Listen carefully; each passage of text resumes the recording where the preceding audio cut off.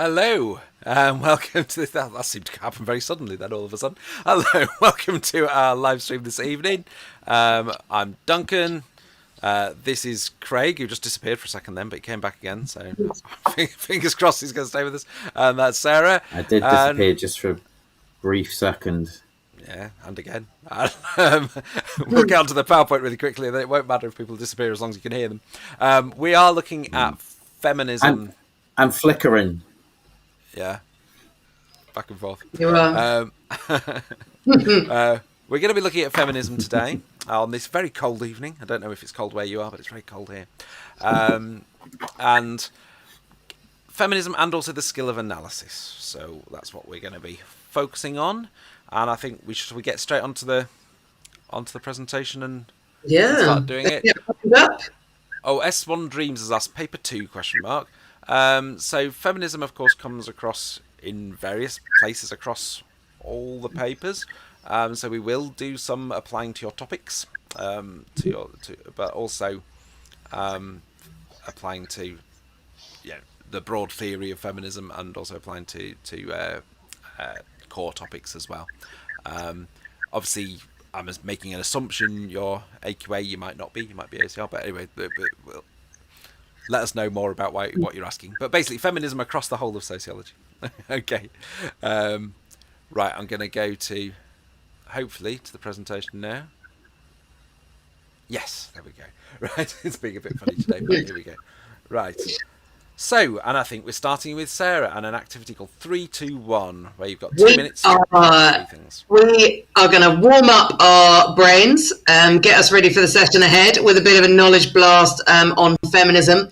And that knowledge blast is going to ease us into a bit of analysis as well. So on screen, you will see in a moment that you have 3, 2, and 1 things to retrieve. We're looking for some examples of feminist studies, and if you want the kind of extra challenge of this, 1 from each topic area, so like 1 from education, 1 from crime, 1 from media or beliefs or whatever you're doing, or family or culture and identity, And then we're looking at 2 implications of patriarchal conditioning, so we're starting to analyse already, and 1 strength of feminist theory. So you have 2 minutes, and we're looking forward to seeing your answers in the chat.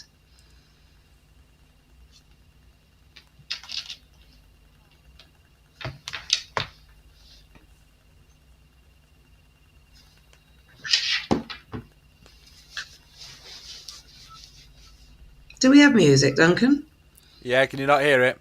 No, I can't. Can anyone else hear the music? You've got 2 minutes, music or not. Get those answers going. Oh, yes. I've got music. Yeah, I'll give you a little bit music. of I think we're having weird a few music. technical issues, aren't we? Oh, there we go. I can hear music too. Nice jolly music to warm you up. Remember, you don't have to do everything at once. You could just put the number 3 and 1 feminist study if you want to throw it out there.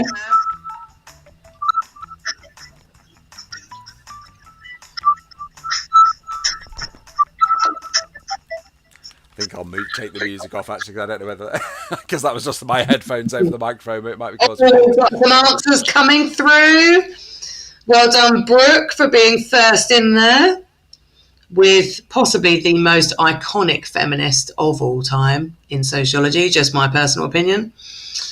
And Oakley with the theory of gender role socialization. That's a strong one to start with. Oh, good to see Mirza coming up as well.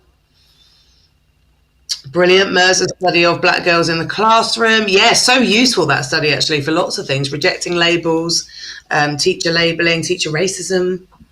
Yeah. Arwin said that a strength of feminist theory is that it addresses inequalities faced by women. Absolutely. Well done, Arwin. 4, 3, 2, 1. There we go. Well, we've got some strong stuff coming up. I think I'm going to have to provide all the music from now. McRobbie, Sue Sharp, very good. Lovely. And Francis. Which Francis? Do you mean Francis? Someone? Any particular Sue Francis? Sharp, changing attitudes, good one. Could be Becky Francis, I suppose, or is it Francis Heidel? Are we? That's what I was just about to say. Sort of like, is it that you stopped typing Haydn's in? But both of them would be correct. Yeah. Well done. No one's gone with an implication of patriarchal conditioning. Maybe that's a tricky one. Implications. What happens to us when we are patriarchally conditioned? What might be the consequences of that, according to feminists? Well, shall we have a little look at our suggestions, Duncan? I think we should. So we suggested that you, as who was it? As Hawana, I think Hawana or Harwan, has suggested Sue Sharp, Just Like a Girl. Really nice study there, because it's a nice kind of longitudinal study as well, isn't it? Comparing the 70s with the 90s. We can use it for lots of different things. Crime, you might have had Heidenson and control theory, or you might have had Heidenson and double deviance. Beliefs, there's like 1,000 feminists in the beliefs topic. Mary Daly is the one that we've picked here, but you could have had Elsa Darby or Simone de Beauvoir, lots of other feminists in beliefs. Or you could have looked at media, and we picked out Mulvey with the idea of the male gaze. But actually, that male gaze theory is useful in education as well. Absolutely. Very good. Okay, excellent. We had Arwin said before we come on to yours, one for number 2, got that women will passively take men's abuse. I think is what I was saying. Well done, yeah. That might be an implication of patriarchy. Yeah, good. That's a nice one, Arwen. I like that.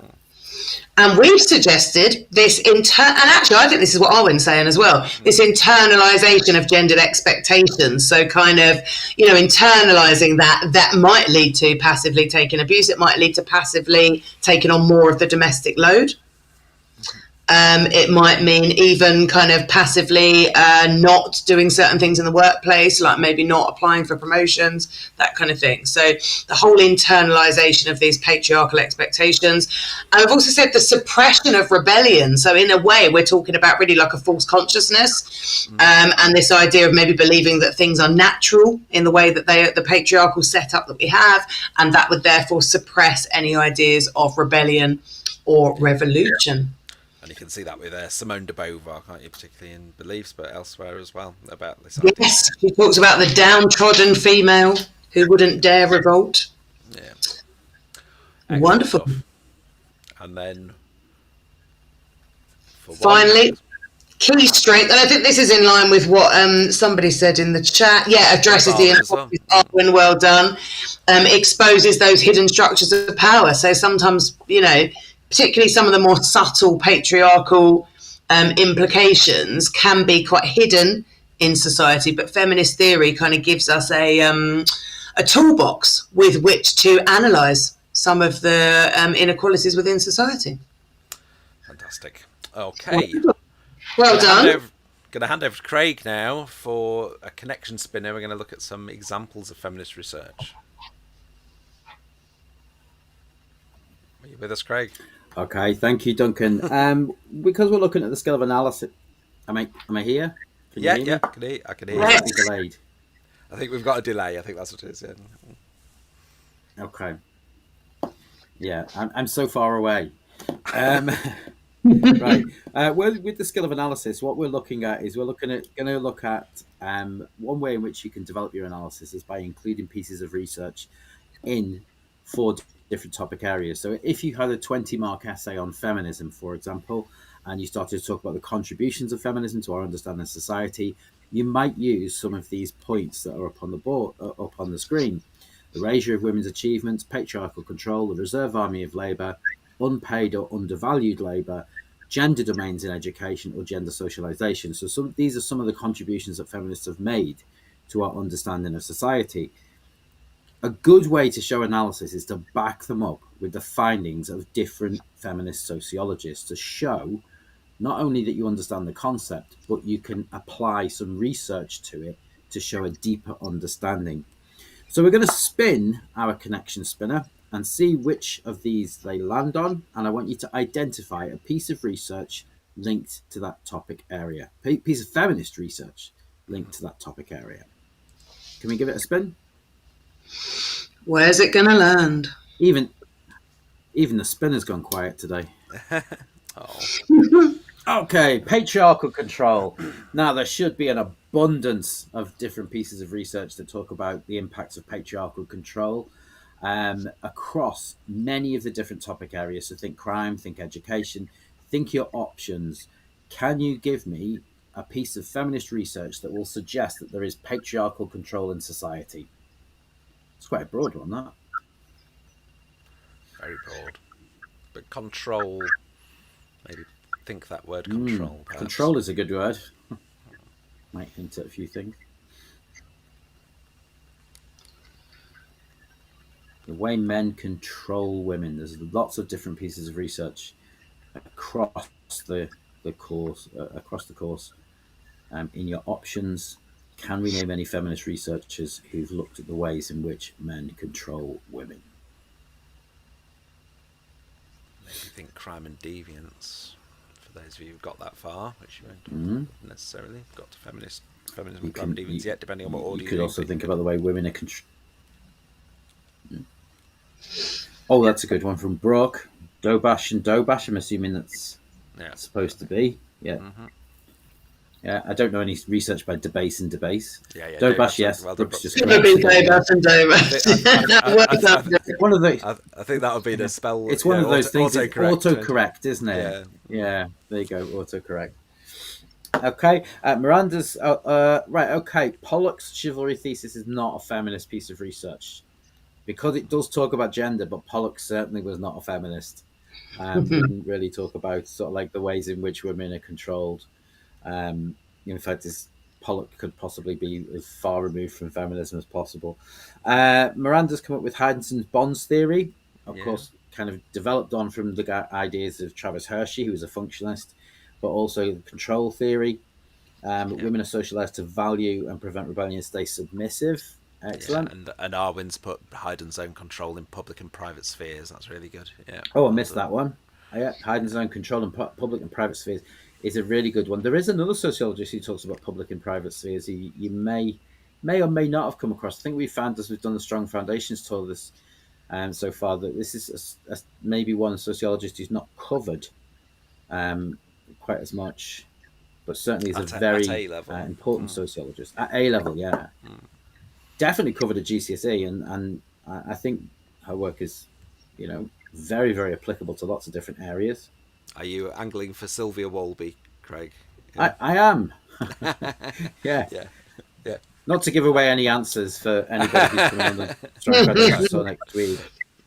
Where Duncan and I will be in Birmingham, London Westfield, and London Stratford. Oh, yeah. Absolutely. Adler's an interesting one because she is a good one. She's a good feminist sociologist. We will come back to Adler. Yeah, let's come back to Adler. Yeah, let's come back to Adler. Because I have put Adler in another question. That's why I'm not going to say too much about Adler. No. Pat Carlin would be another one. Indeed.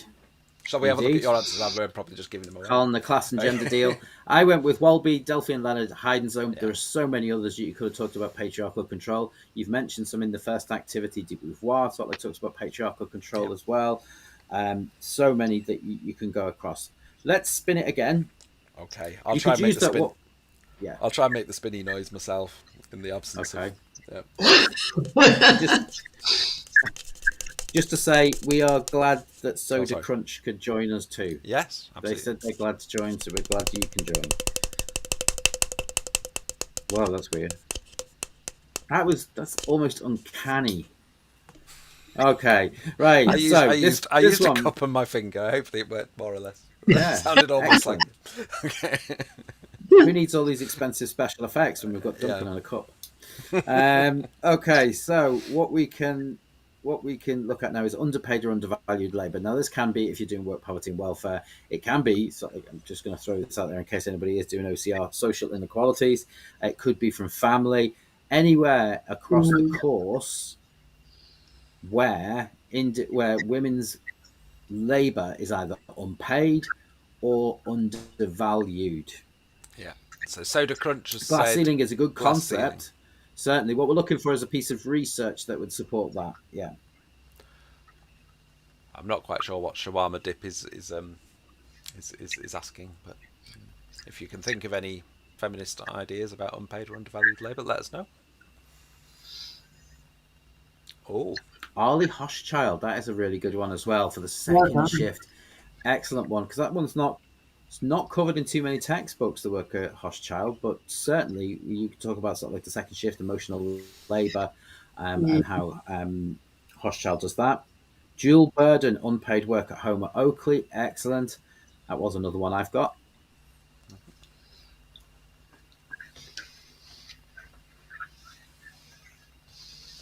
Any more for any more?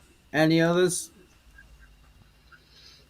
Could have had Fran Ansley in here as well. Along those lines of Oakley, Hochschild.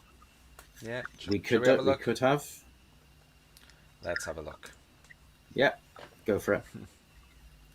I went with Margaret Benson and Duncombe and Marsden as well. Obviously, Duncombe and Marsden talk about the triple shift. Benson talks about sort of like the way in which women's labour, as being unpaid, serves the needs of capitalism. Soda Crunch has put domestic chores and child rearing, really good examples that you can use to actually show your greater knowledge and understanding as well. So what you're looking to do is when you get one of these points, you might make that point in the first part of your paragraph and then back it up with a bit of research and then make a judgment.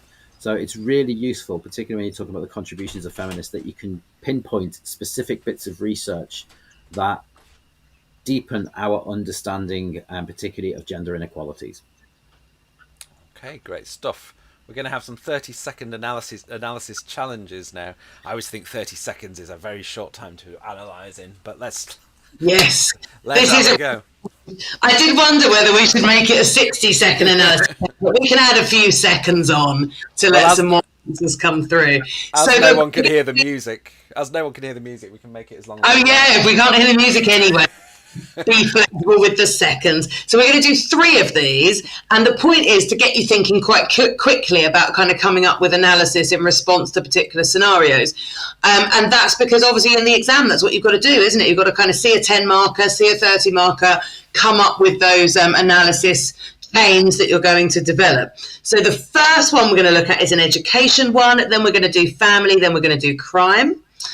So the first one is the impact of the Equal Pay Act. So we're thinking about how would we analyse this? How would we analyse what the impact might be through a feminist lens? And to give you a little tip, liberal feminist lens would be very useful here. And we're looking specifically for its impact on education, because obviously we could use it elsewhere as well. But so we're channeling this for education. So we're looking really for you to start your sentences with things like therefore, furthermore, the implications are, all those lovely analysis connectives. Right, let's start the timer and see how you do with a 30-second challenge.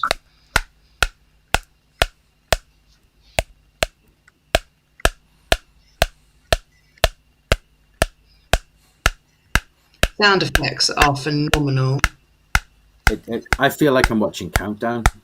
Yeah. Is that good?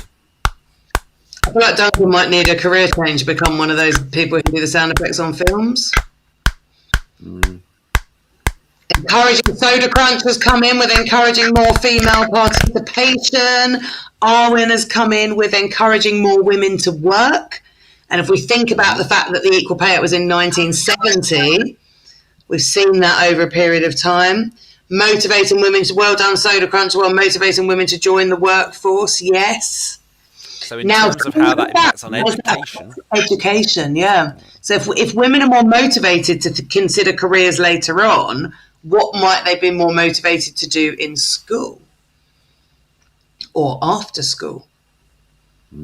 Not after school like after 3:30, but after school like when they finish sixth form. So Miranda's put women to prioritise work over family duty. So we sort of after they have finished secondary school, yeah. Got that sort of Sue Sharp idea, haven't we? But yeah, what if you're thinking of getting a career and prioritising that? What might you therefore prioritise also as well as wanting to get the job and the career? Might you prioritise within education? Girls may become more motivated to perform better in school, even though we're focusing on high-paying jobs. Yes, well done. And that might link to things like more girls taking STEM subjects. Go for it, Craig. I was going to say, and even though we're focused on education here as well, that can also have an impact on family life. Particularly if we think about some of the trends that we're seeing in childbearing. Absolutely. We've got some others there. We've got academic achievement could now lead to fairer career opportunities, so they'll go on to higher education. We've got the university route. We've got women no longer need to rely on a husband for financial support. So loads of good points there. Okay. Well done. What did we suggest? So we've said that potentially the gender pay gap has been legally reduced, therefore it might encourage this greater participation of women in the workforce, which, as everyone said here, the impact on education would be girls kind of seeing careers as more viable. That's going to change their aspirations, as Sue Sharp found between the 70s and the 90s, raising aspirations, but also maybe having an impact on subject choice as well. Absolutely. Good stuff. Excellent. So we've looked at education. Next one is family. Even if you don't do the family topic, I think this is quite a nice wider thing to consider when you're thinking about feminism as a theory and theories and debates. So we're looking at analysing the impact of the changing position of women in society on the family. So what might the implications of this be? And the timer is on. Sorry. Yep.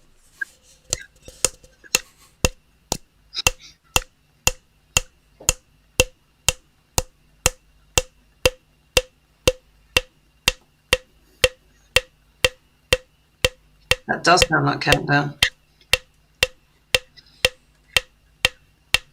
It needs to speed up a bit towards the end, though, for a real countdown effect.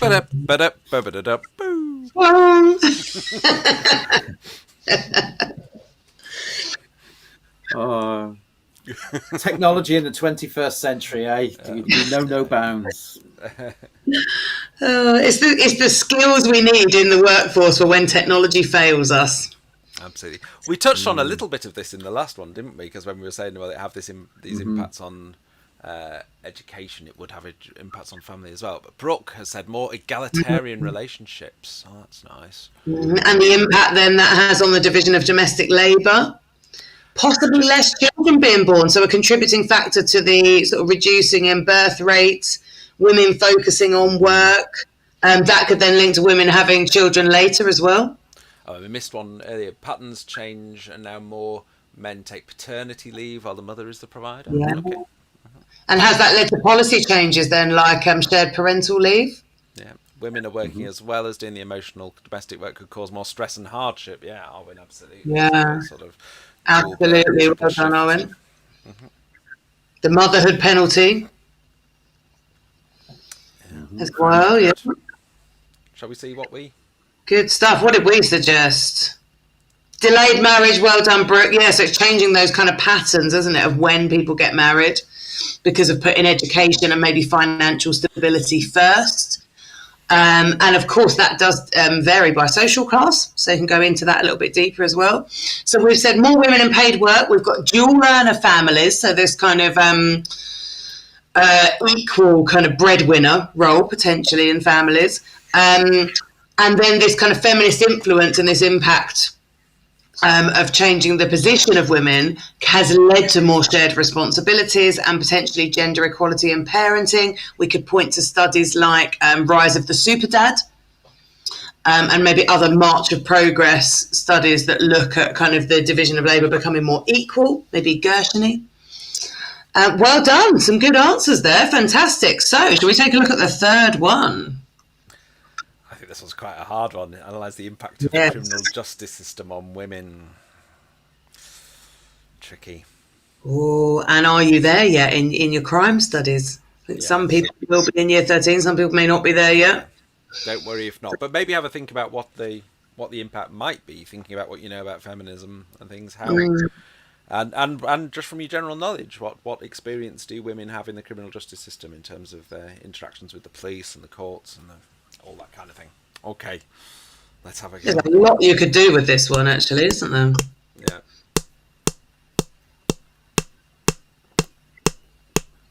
I feel like you fixed the timer, Duncan. This is the original one. Okay, Arwen's come in with this kind of chivalry idea, which actually, as we said earlier, didn't we, comes from Pollock and isn't necessarily a feminist idea, but it is, it is a kind of gender difference that we would be interested in, isn't it? This idea that women are possibly treated differently by the courts, by the criminal justice system. And Miranda said the same. And of course, when we think about that, it is a sort of, you could say it's sort of based on patriarchal assumptions in a way, isn't it? The idea of chivalry is, a woman wouldn't do that kind of thing, is a sort of patriarchal assumption. Pollock himself was very much not a feminist, but you could see that is one potential feminist analysis you could have.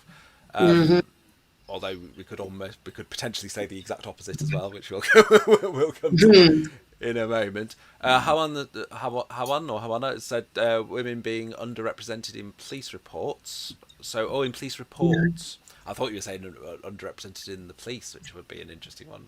But in police reports too. Okay, yeah. So, in what way? So, not being for similar reasons because of the chivalry type point. Let me say, yeah. Right. A lovely intersectional point. Or what have you got? Women from poor classes. Yeah, Arwen's point, this intersectionality, kind of pointing out that actually women from certain class backgrounds may feel the impact of the criminal justice system more because of those kind of judgments, labelling. So that intersectionality is really important, isn't it? Because not all women will experience the criminal justice system in the same way. Yeah, and that was Marvin who'd earlier said also women also face harsher punishments for the same crime, which is that Haydn's own idea of double deviance. Yeah. Yes. Really great. Just on that point of On that Go for point it, of Kate. double deviance, in my local newspaper, they recently ran an article on teachers who'd been arrested and charged for inappropriate conduct with students, and they named and shamed these 10 teachers who'd been put up on there. 9 were men, 1 was a woman, and the woman got the most harsh, most severe sentence. She actually Really? got a custodial sentence. Oh, that's interesting, isn't it? In the That is local Echo about 2 weeks ago. Wow. Well, the first people who are commenting on it are going, "Have we noticed that the woman has got the harshest sentence in comparison to the men?" Which I thought was a very good point for to support Heidenzohn's idea of double deviance. Yeah, Absolutely. absolutely. Brilliant. Brooke also said patriarchal attitudes leading to women's reports being dismissed. So that's a good strong point as well. Yeah, and might also link to victimology as well. Yeah. And that's the other side of it, isn't it? Not just women as offenders, but women as the victims of crime. Yeah, and kind of women's experiences in giving evidence in court and things like that. And Yes, for certain types absolutely. of crimes. Yeah. Mm, Absolutely. yeah. We've written a lot for this. So Hayden's saying women are often treated harshly by the criminal justice system, both as offenders, and Hayden's I gave the example of attitudes towards prostitutes, but lots of examples you could use, and as victims, and again perhaps an example of victims of sexual and domestic offences.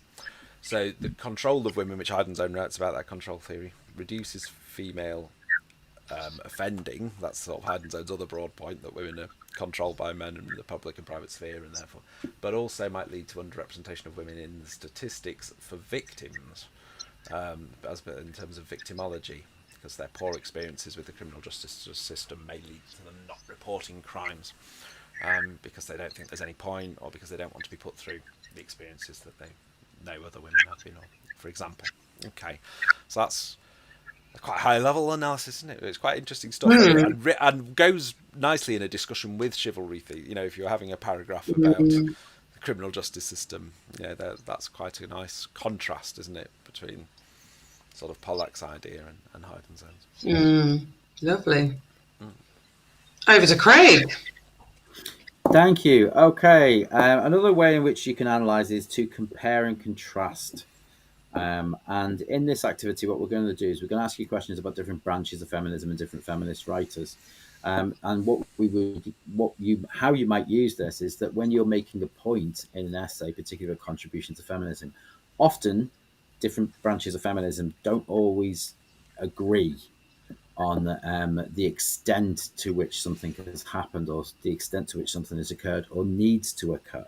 So we're going to ask you we're going to do a bubble quiz, and bubble quiz has between 0 and 4 correct answers. Essentially, it's a multiple choice quiz where you can have anywhere between 0 and 4 answers. So if we look at our first question, which of the following branches of feminism focuses on structural inequalities? Is it A, liberal feminism, B, Marxist feminism, C, intersectional feminism, or D, radical feminism? Put in the letters that you think are correct, and it can be anywhere between 0 and 4.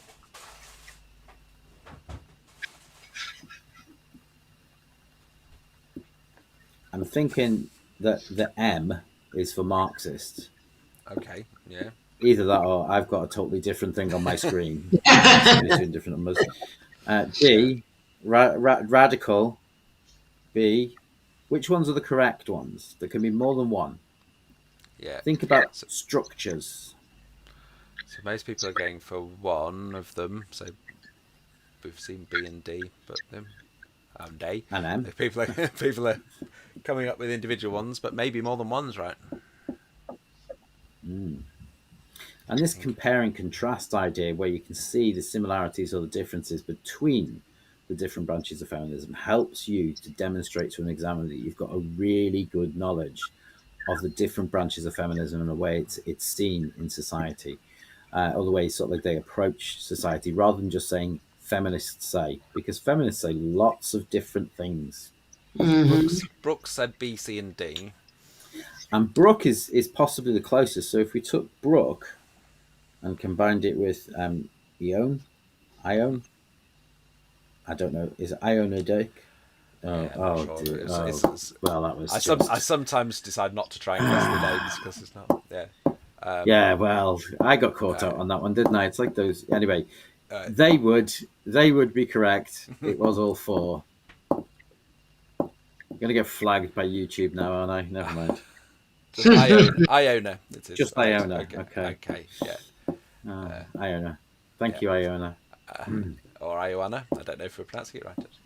Anyway, doesn't matter. Okay, next one. Well, it does matter, but obviously you can never know from name handle. Okay, Here we go. Next one. Okay. Which of the following branches of feminism have a positive view of social policy? So which of these branches will actually support the ideas of social policy and government intervention? Liberal, Marxist, radical, or intersectional feminism? There's one, sorry. They have a positive view of social policy. Do they think social policy can or should make a difference, improve society? Howan has gone A.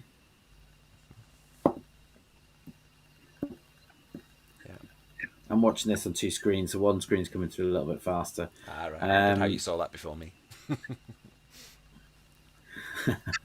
Precognition, it's what you need, sort of like to be a teacher. Actually see things before they happen. Howan has got A. Brooke's gone for A. Brooke has gone A. Iona's gone for A. You'll see it in a minute. There you go. Shall we have a look? Not a prediction. It is A. Yeah. The others tend to. Yeah, we can answer it. Yeah. Yeah, the others do tend to have quite critical views of social policy in the fact that they don't address specific types of inequality, or they reinforce patriarchal ideologies or capitalist ideologies. So our intersectional feminists would sort of like say we're actually not going far enough to look with social policy to look at the experiences of those who are in different who are marginalized by multiple factors. Marxists tend to think that the social policy serves the needs of capitalism and the ruling class, and radical feminists suggest that we actually need to overhaul the system completely because most policy serves the needs of the patriarchy. It's what makes them radical. Sorry. Yeah, okay. Indeed. Yeah. Okay. Yeah, I always remember it as radical revolution, liberal legal, Marxist money. I know it's not. That's a very simple way of doing it, but it helps you because Marxists often talk about sort of like the impacts of capitalism on women and the family. Our next one: which of the following feminist researchers focus on patriarchal control of women? I think we've done this a few times today. Which of those focus on patriarchal control of women? And you'll see possibly why we didn't go into a little bit more depth on Adler, because we would have given away the answer to this one. Even though we have given you some good clues as to three, as to some of the correct answers. Three of these earlier, didn't we? But anyway. Arwen's gone ACD. Lots of people saying A. Mm-hmm. Certainly Haydn's zone, yes, I would say is correct.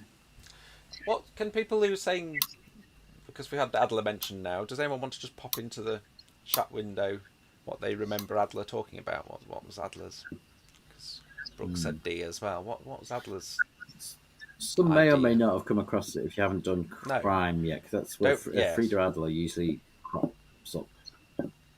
Yeah, if you haven't come across it, don't worry about it. But if you have, and I'm assuming the people who are saying Adler have heard the name, what is her what is her argument? What is her? I mean, obviously she's written about lots of things, but that we cover in the A level. Why women commit more crime in modern times? You're right, Brooke, and yes, liberation thesis. Well done, Arwen. So, is that about patriarchal control of women? I suppose it's about. Sorry, if you just heard a voice just come in, then that was my son just ran in to say hello, and now realised I was on live. That's okay. That's all right. Hello back. Yes. So he's Arwen and I don't know where he's gone. Arwen and Brooke have correctly identified what Adler wrote about. Very good. Very well done. So, do we think that's about patriarchal control then? Shall we have a look? Let's have a look, yes. Adler actually talks about sort of like women escaping from patriarchal control, liberation thesis, and would suggest that this is one of the reasons why we're seeing an increase in female criminality.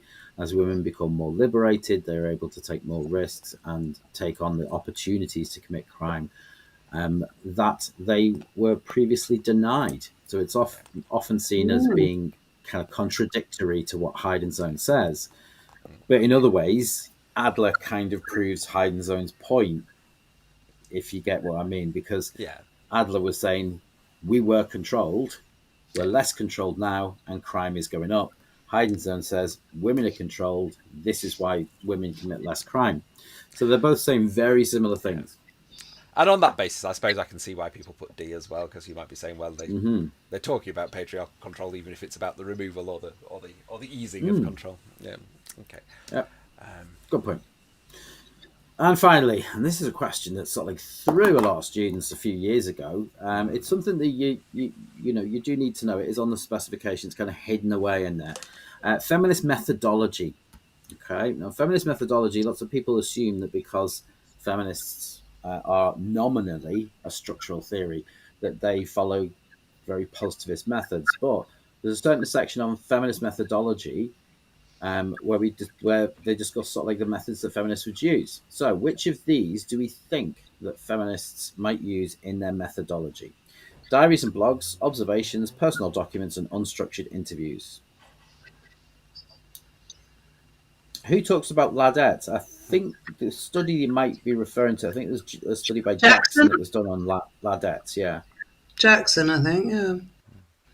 That's the one that comes up in education. I think it may come up in culture and identity as well, sort of like if you're talking about formation of identity. It usually comes up maybe as an evaluation point against concepts like the bedroom culture. Howen has gone ABCD, Arwen has gone ABCD. I want to think about Dobash and Dobash, Anne Oakley. And others. ACD. ACD, not observations. Well, if I tell you that Anne Oakley accompanied some of the women in her study on childbirth into the delivery room, it might change your mind a little bit. Sometimes those kinds of unstructured interviews can also be a sort of observation, can't they? They combine, combine methods, don't they? Really.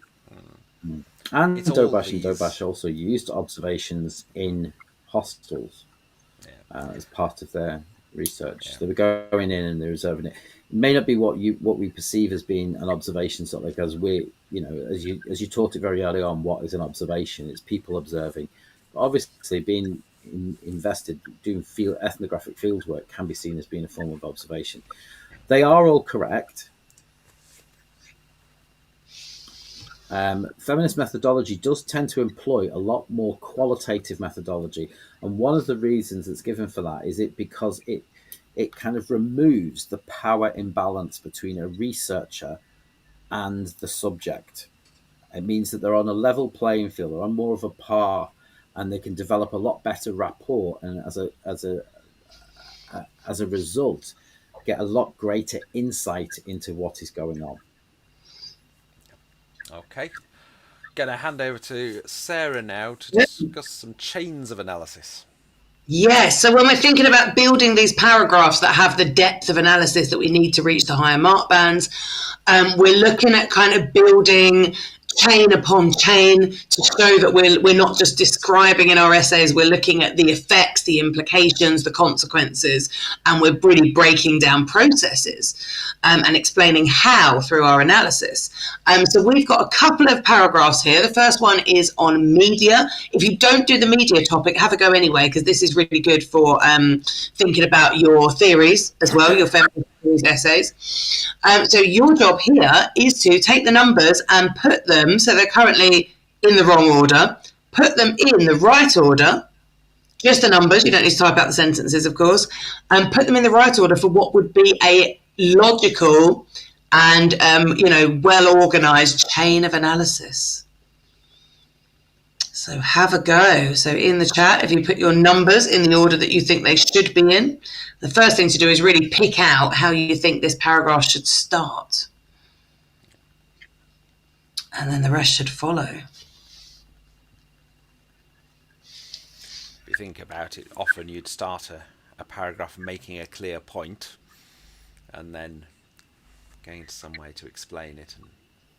And then bring in some evidence. Mm-hmm. And then develop it a bit further. I often get my students to kind of do it as like a flow chart, just to get the kind of, that structure of the paragraphs, to make sure you've got enough analysis chains and then put it into a paragraph. So Arwin suggested 31425. Well done, Arwin. That's a good attempt. Have a think about whether we would start with 3 or whether we would make a point first before we apply. Would we make a clear point and then bring in that lovely application from Mulvey? Oh, now there you go. I was thinking maybe it did start with 3, but I can't see the answer. You absolutely could start with 3. There's actually some really good analysis here, and there are multiple ways that this could be put together. So we've kind of got our kind of version of the paragraph that we've designed, but you absolutely could open with the concept from Mulvey, and then you could still develop that really well. Anyone else want to have a go? Just trying to think trying to work out where else you could start. I think if you look for the one that doesn't have also or furthermore or consequently, because you're starting with the sentence that isn't really an analysis, and then everything that's got furthermore, consequently, this also does, is going to be further development of the point. So Iona's gone 34152. He likes the idea of number 3 as the opening as well. Shall we have a look?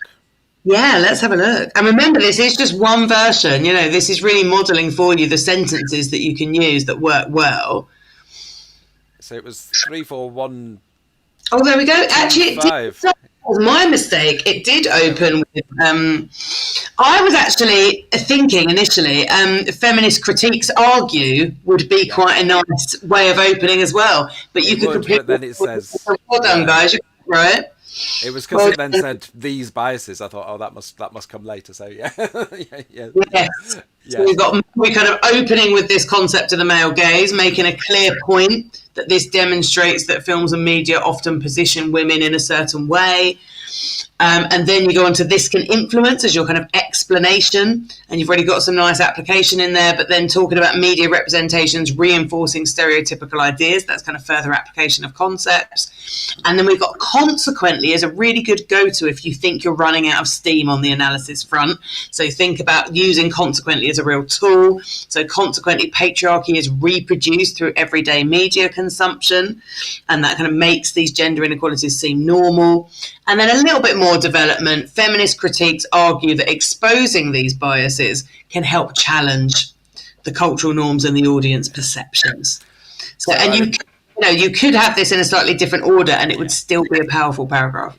Yeah, I was going to say Iona's 34152. I think would pretty much work just as well. Wouldn't it? I think you could. Yeah. Well done. Both the answers there very good. Okay. Well done. These. So this one is an education one, and we're talking about this kind of idea of uncomfortable spaces and thinking really, if this falls under the topic of education and subject choice. So have a think about how you might reorder these to make sense of the analysis, but to make your point first. Where might you start? Obviously, you're not going to start with consequently. You want that to come in a bit later.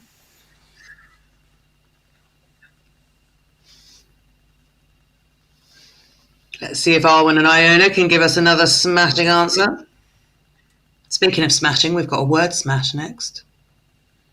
Just to finish us off, yeah. It's a good one. It's a very good one.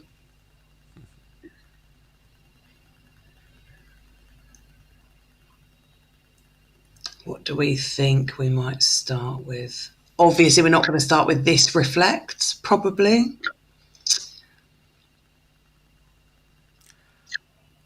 I got the way we're starting. It's some debate as to where we might go next. Iona's gone 4-2-5-3-1, and Brooke's gone 4-5-3-2-1. So it's quite similar, just a couple in a different order. I think they would both work.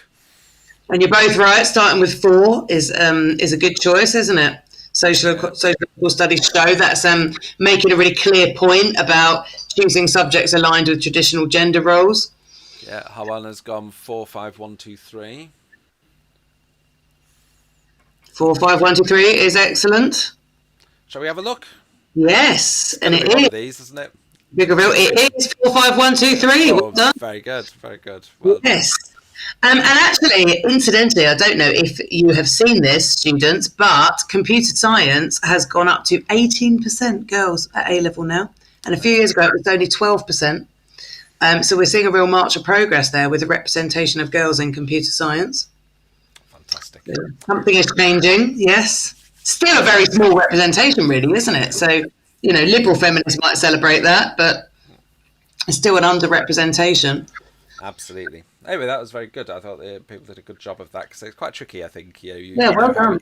You know how you'd construct the sentence, but the paragraph, but then looking at trying to rearrange one can be quite tricky. Trying to rearrange someone else's paragraph is tricky.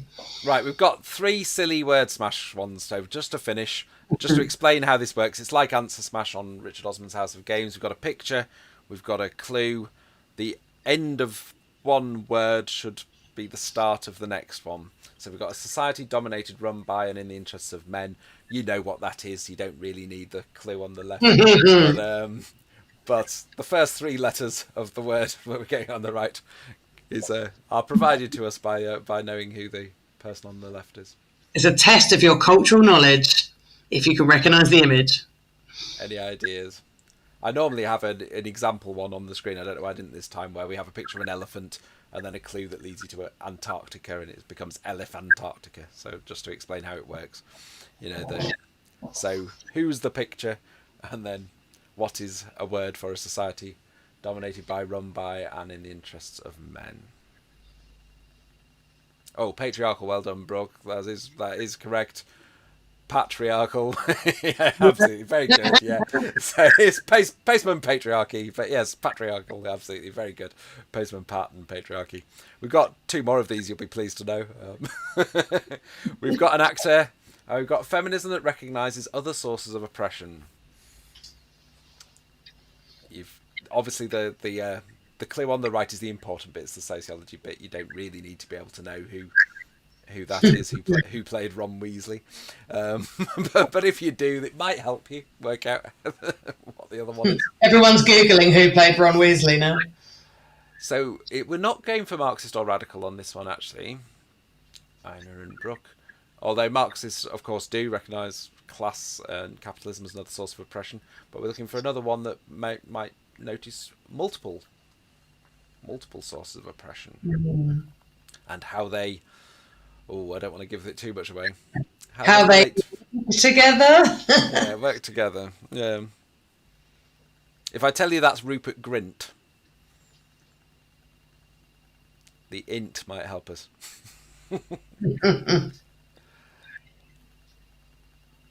Okay, I'm gonna call it. It's intersectional feminism. So Rupert Grintersectional feminism, but the important bit's the intersectional feminism. Okay, last one, I promise. Okay, we've got a sort of sign about a particular place or a particular type of thing, and we've got the idea that women are used as potential workers who benefit capitalism by keeping down wages. It's the bit on the right that's the important bit, but the bit on the left might help you get there if you know what sort of a place that might be advertising. This is hard, I think. This is a really tricky one. So we're looking at a kind of Marxist feminist idea here that you might associate with, well, quite a few people talk about it, but even Engels. Definitely a phrase, yeah. Yeah. Well done. Army of Labour, Brooke is absolutely right. So it was a nature reserve. So yeah, absolutely. Reserve Army of Labour was the important bit. Well done. Very good. Okay, I'm going to come back to. I was going to say, I don't know why I call it the studio, because it really isn't a studio. I'm going to come back to our main thing and say hello and goodbye. So thanks very much, everybody. Some really good answers. Really good answers. Some tricky activities, which I think people do well with. So next week, there is one next week. Me and Craig won't be there. Because we will be coming back from London from the Song Foundation store. But I believe Sarah is going to be there. No, I don't think I'm on next week. I think it's someone else. Oh, there you go. I'm not sure who is then. Anna is, but I thought you were on as well. Yes. Okay. We might be joining you live from a train. We might, it might do. Anyway, hopefully there is one next week on evaluating feminism. We'll find out more about who that will be next time. But okay, so tune in, and then we've got more. We've got more through December up till our festive special before Christmas, before you break up. Okay, cheers, guys. Thank you very much. And well done, everyone. Yeah, absolutely. Now I've got to try and find my end button. There we go. All right, see you. Bye-bye.